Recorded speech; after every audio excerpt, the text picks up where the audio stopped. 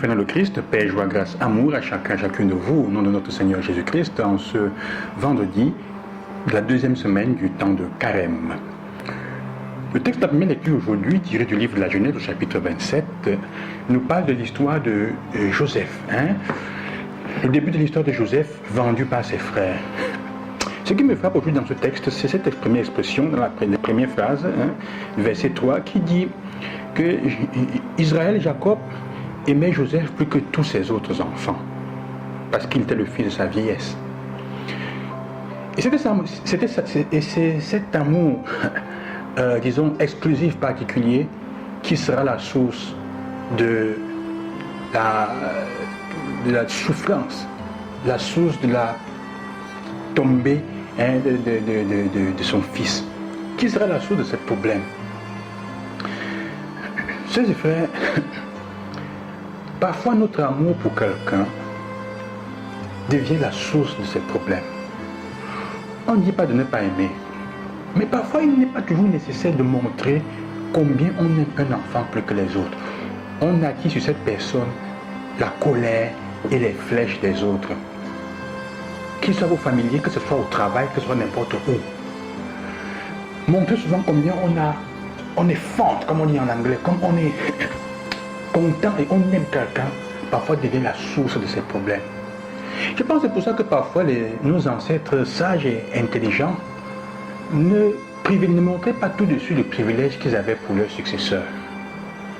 Parfois même certains les éloignaient de la concession ou de la vue de leurs frères et sœurs, pour qu'ils ne soient pas l'objet de jalousie. Et c'est la jalousie dans ce texte qui va tuer, qui va être la source de la souffrance de Joseph. Bien que parmi ses frères, il y ait quelqu'un qui soit encore conscient, qui ait la conscience de vouloir aider et sauver son petit frère. Mais nous devons faire attention à comment est-ce que nous manifestons l'amour pour quelqu'un d'autre. Évidemment, ça ne veut pas dire qu'on n'aime pas les autres. Le père ou la mère ne veut pas dire qu'il n'aime pas tous les enfants. Mais il y a toujours une préférence. Faisons attention aux préférences. Parce que parfois, comme disait le texte dit, le cœur de l'homme est mauvais. Le cœur de l'homme est mauvais. Parfois, les personnes autour de nous, les enfants autour de nous, nos enfants se transforment en monstres à cause de nous. Parce que nous n'avons pas été attentifs, nous avons été, insouciants et imprudents. Pourquoi? Parce que si tu connais le cœur de l'homme, tu sais que chacun et chacune de nous a envie d'être aimé d'une certaine façon. Quand on voit des préférences, les jalousies sont faciles à se lever.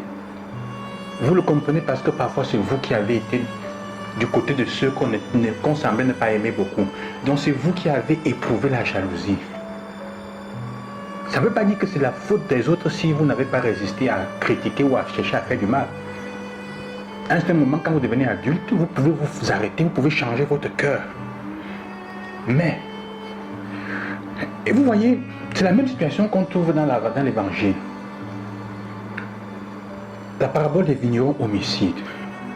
Ils vont tuer le fils du patron parce qu'ils pensent que la vie leur appartient. À la fin, c'est aussi ça l'autre conséquence. Parfois, on devient haineux, on devient jaloux et on cherche à tuer celui qui semble être privilégié. Non pas qu'il ne nous aime pas beaucoup, mais celui qui semble avoir des capacités meilleures pour une raison ou pour une autre, parce qu'on pense que ce qu'il va recevoir nous appartient. Que tout le reste nous appartient. C'est nous qui devons avoir. Lui doit avoir ou comme nous, sinon moins que nous. Et on oublie parfois, chers frères, que nous ne pouvons pas avoir tous les mêmes choses.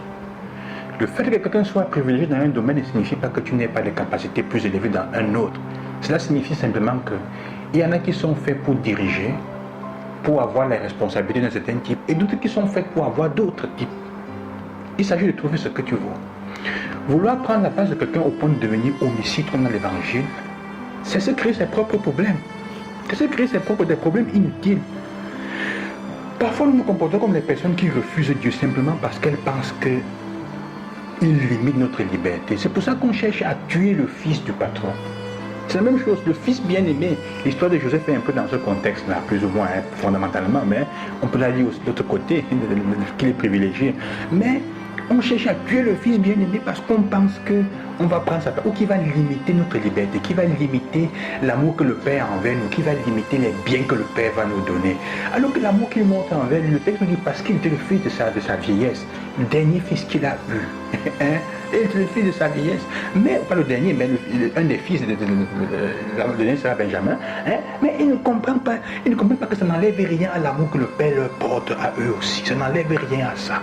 Parce qu'ils pensent que Dieu est toujours là pour nous. On pense que Dieu est toujours là pour nous tromper. Nous refusons parfois les enseignements du Christ parce que nous pensons qu'il veut nous voler, qu'il veut nous voler tout ce qu'il y a de mieux dans notre vie et que nous avons eu pendant des années, que nous avons cultivé pendant des années. Tout cela, c'est un mensonge que le mal met dans notre cœur. C'est un mensonge que le mal veut que nous puissions gober pour pouvoir faire quoi? Pour pouvoir nous refermer et nous replier sur nous-mêmes en pensant qu'à la fin, nous réussirons à vaincre, à gagner la propriété qui est de Dieu. En fait, la propriété qui est de Dieu, c'est quoi? C'est notre propre vie. C'est le champ qu'il nous a donné pour que nous puissions soigner, prendre soin de ça, comme nous a été prêté. Nous pensons que notre vie nous appartient tellement que nous pouvons en faire ce que nous voulons. Mais l'évangile nous rappelle avec l'histoire de Lazare, quand en fait ce n'est qu'un champ qu'on t'a donné, on t'a prêté. On te l'a prêté. Évidemment, il faut t'en prendre soin comme ça se doit, parce que le Seigneur va continuer à te donner le droit dessus. Mais si tu penses que Dieu te trompe sur ta propre vie, ce qu'il te donne, ce qu'il te montre dans sa vie, ce que Jésus te montre comme commandement, comme orientation à vivre, est pour te limiter, pour te faire du mal comme le malin est en train de te faire penser, on va finir par sortir du jardin comme Adam et Ève en pensant que Dieu nous trompe alors que c'est nous qui nous sommes trompés par le mal. On va finir par écouter la voix du malin qui dit non, viens ici, je te donne la domination sur le monde, sur la vie des autres. Tu seras un grand patron, mais tu ne te rends pas compte que tu es en train de remettre la domination de ta vie entre les mains du mauvais. Qui qu'il soit, les gens qui te trompent avec la facilité parce qu'ils ont vendu leur vie au diable dans différentes sectes et réunions très, exotériques, à la fin ils se retrouvent qu'ils ne sont plus libres et n'ont plus leur vie en main. Méfions-nous. Dieu ne nous trompe pas, sœurs et frères. Hein? Alors que le Seigneur vous donne la grâce de demander, de faire attention à la manière avec laquelle on aime, mais aussi de savoir que si quelqu'un à côté de moi semble être aimé, dans certaines choses, ce n'est pas qu'il est aimé plus que moi parce que je suis moins aimé. Dieu nous aime tous chacun pour ses capacités de ce qu'il a. Et que notre vie nous est prêtée pour que nous puissions en prendre soin. Est-ce que tu prends soin de ta vie comme ça se doit? Ou tu passes ta vie à être dans les disputes parce que tu es jaloux et tu continues à penser que Dieu est en train de te tromper? Que le Seigneur vous bénisse et qu'il vous accompagne. Je vous bénis au nom du Seigneur. Loué soit Jésus-Christ. À demain.